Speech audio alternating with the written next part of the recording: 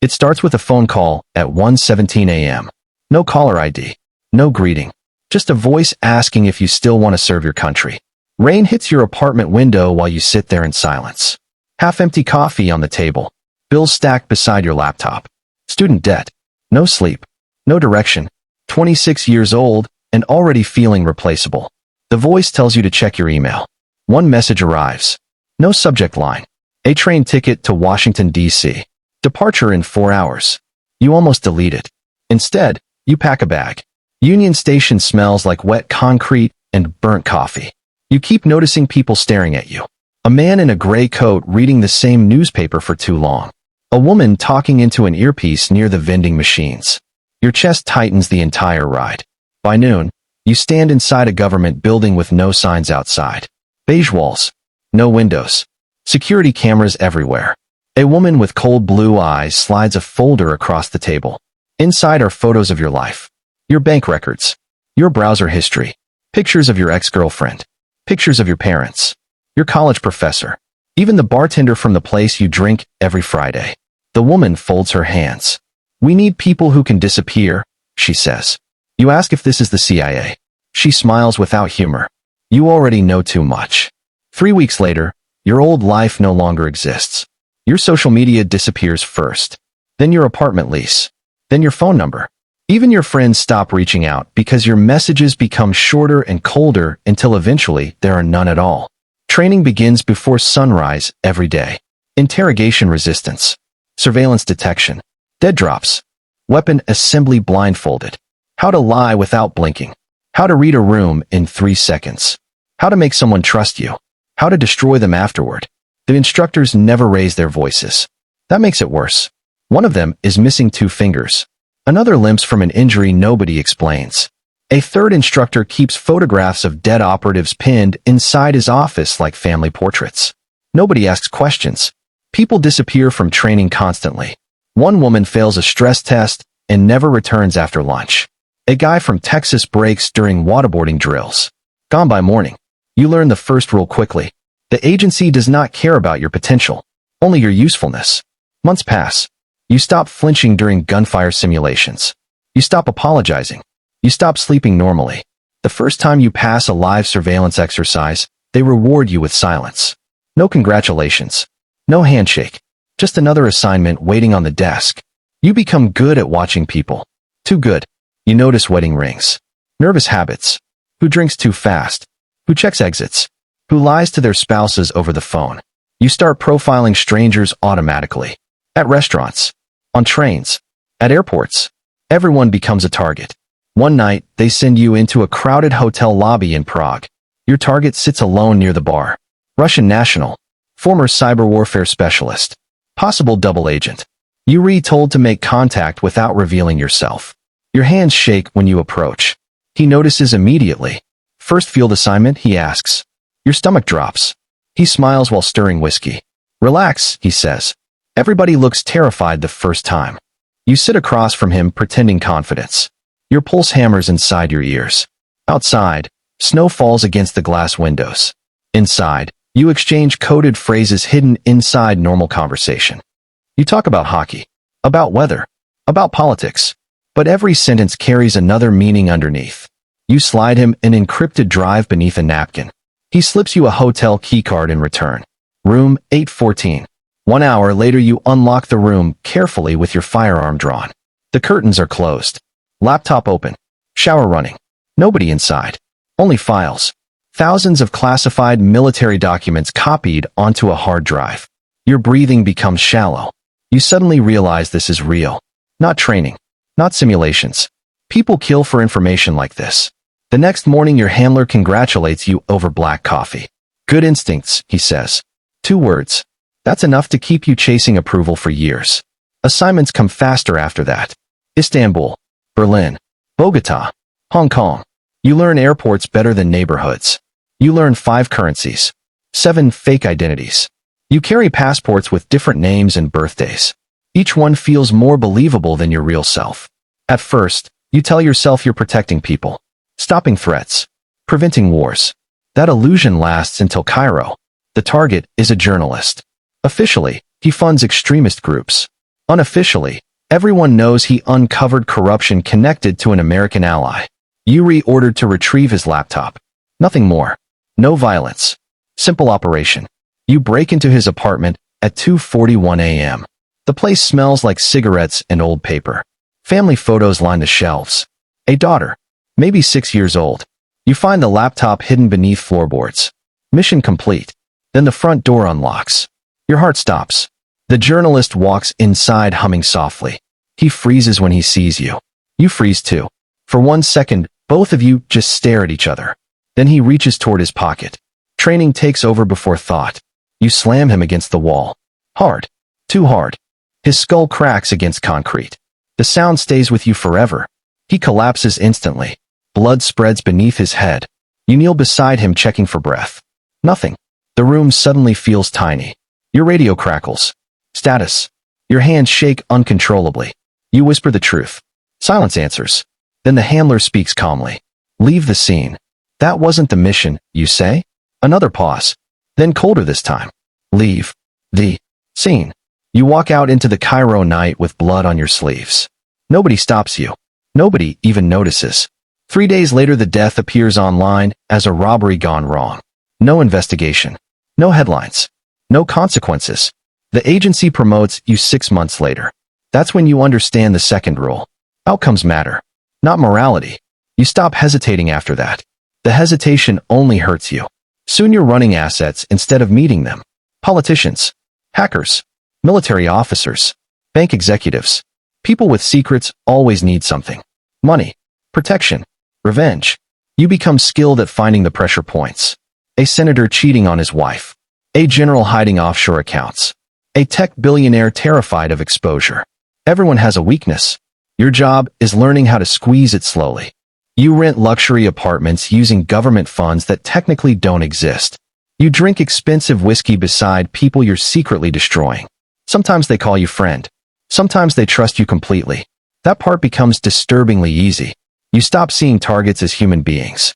They become patterns. Predictable systems.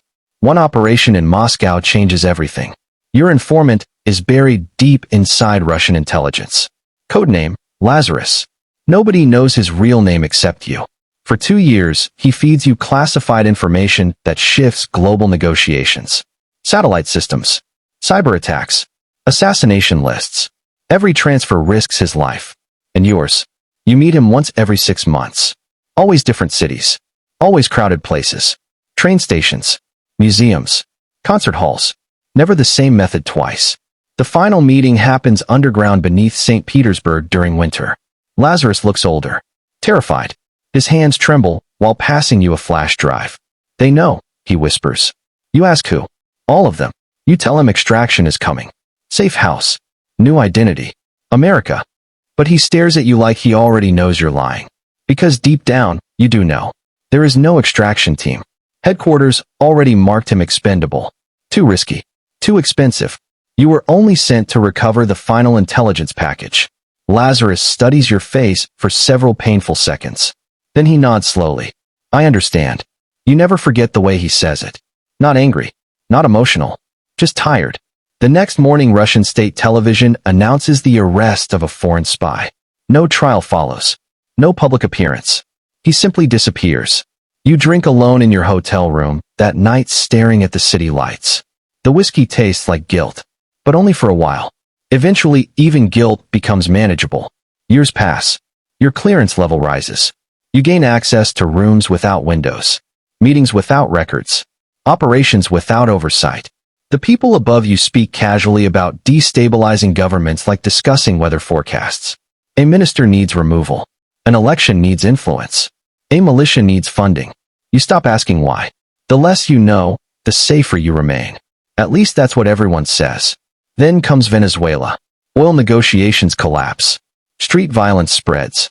American interests are threatened. Yuri sent to coordinate stability measures. That phrase can mean almost anything. You work from a fortified compound surrounded by armed contractors. Air conditioning hums constantly. Maps cover every wall.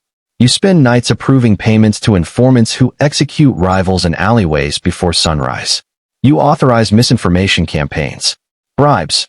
Disappearances. A local fixer hands you photographs of dead teenagers mistaken for insurgents. You stare at the images while eating lunch. Eventually, you stop noticing. That scares you more than the bodies.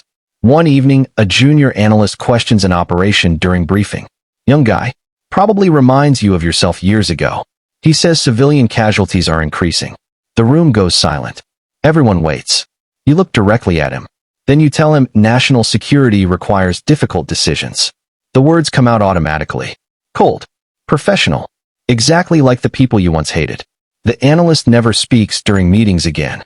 That night you realize something terrifying. You no longer recognize your own voice. Promotion follows success. Always. Soon you oversee entire regional operations. Dozens of assets. Millions in black budget funding. Politicians return your calls immediately. Military officers stand when you enter rooms. You move through private terminals at airports while armed escorts clear paths ahead of you. Power becomes addictive because it feels invisible. Nobody applauds. Nobody sees it. But entire lives bend around your decisions. You start sleeping less. Paranoia replaces exhaustion. You notice unfamiliar cars too often. A man lingering near your apartment too long. Static during phone calls. You sweep hotel rooms for bugs personally even though teams already do it. Trust becomes impossible. Relationships collapse quickly. You date a woman in Brussels for almost 8 months before realizing you never told her your real birthday. She asks what you actually do for work. You stare at her silently for too long. That relationship ends the same night. Your mother leaves voicemails asking why you never visit anymore. You listen without responding. How do you explain this life to normal people? How do you explain that you've helped overthrow governments before breakfast? That you've watched men die through drone feeds while eating takeout noodles? That every conversation feels like manipulation now? You can't. So you isolate. Safer that way. At headquarters, they begin calling you reliable. That word matters more than loyalty. Reliable means you follow orders. Reliable means you bury doubts. Reliable means you understand silence. Then an operation fails in Warsaw. 3 undercover operatives are exposed and executed within 48 hours. 2 nights later you sit across from the operations chief inside a cabin hidden in rural Virginia. Fireplace crackling softly. Rain against the windows. He pours bourbon into crystal glasses like old friends sharing stories. You know why they picked you? He asks calmly. Your hand rests near the pistol beneath your jacket. He notices. Smiles faintly. Because you still believe there's a line. You say nothing. He drinks slowly. Then he explains everything. Foreign accounts. Unauthorized deals. Selling intelligence for leverage. Not money. Influence. Insurance. He claims everyone at the top does it eventually. The system eats itself, he says. You either adapt or disappear. You ask why he betrayed the agency. He laughs quietly. Betrayed? The agency betrayed itself years ago. Part of you wants to arrest him. Part of you knows there will never be an arrest. This meeting only ends one way. The realization settles heavily inside your chest. He studies your face carefully. You're already like me, he says. That sentence hurts more than expected. Outside, thunder shakes the windows. Inside, silence stretches painfully long. Then he reaches slowly toward his pocket. Your training reacts instantly. 2 shots. Center mass. The bourbon glass shatters across the floor. He collapses beside the fireplace without another word. You stand there breathing heavily while smoke curls from the barrel. No triumph. No satisfaction. Only emptiness. Cleanup teams arrive within 20 minutes. Professional. Efficient. One man removes shell casings while another burns documents inside a metal drum outside. By sunrise the cabin looks untouched. Officially, the operations chief dies during a hiking accident 3 states away. You receive a promotion 1 month later. Deputy Director for Covert Operations. Top floor access. Private briefings with presidents. Satellite surveillance feeds available at command. People lower their voices when you enter rooms now. You finally reach the center of power and discover everyone there is terrified. Not of enemies. Of each other. Every official keeps secrets. Every department hides unauthorized programs. Black sites. Off-book assassinations. Financial networks hidden beneath shell corporations. You uncover operations so morally rotten, they make your stomach turn. Then you authorize them anyway.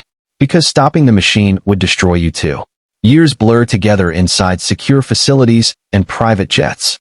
You become colder, quieter, more efficient. You forget the faces of people you once loved. But you remember operational details perfectly. Dead drops, kill zones, extraction routes. You remember every compromise that built your career. Every lie, every corpse, every betrayal. The higher you climb, the lonelier it becomes. Nobody speaks honestly around you anymore. Subordinates fear you. Superiors monitor you. Foreign governments study your habits. Assassination threats become routine. You move between armored vehicles and secure compounds like a prisoner with unlimited authority. One winter night you sit alone inside your office overlooking Langley. Past midnight. Snow falling outside. Screens glow across the dark room displaying conflicts happening worldwide. Riots. Coups. Drone footage. Intercepted calls. Human lives reduced to data streams. A young operative enters carrying a classified folder. Nervous. Ambitious. You recognize the same hunger you once carried. He asks how to survive this job. You almost tell him to run. Instead, you hand him the folder and say the words they once told you. Be useful. He nods seriously, then leaves. The office becomes silent again. You stare at your reflection in the dark window for a long time. Gray hair now. Permanent exhaustion beneath your eyes. A face built from secrets. Your secure phone vibrates once on the desk. Another operation. Another country. Another life about to disappear quietly in the dark. You reach for the phone automatically. Because after all these years, you no longer know how to do anything else. And somewhere along the way, the mission becomes the only thing left that still feels real. By the time you reach the top of the system, you realize the final punishment isn't death. It's becoming the exact monster the system needed you to be.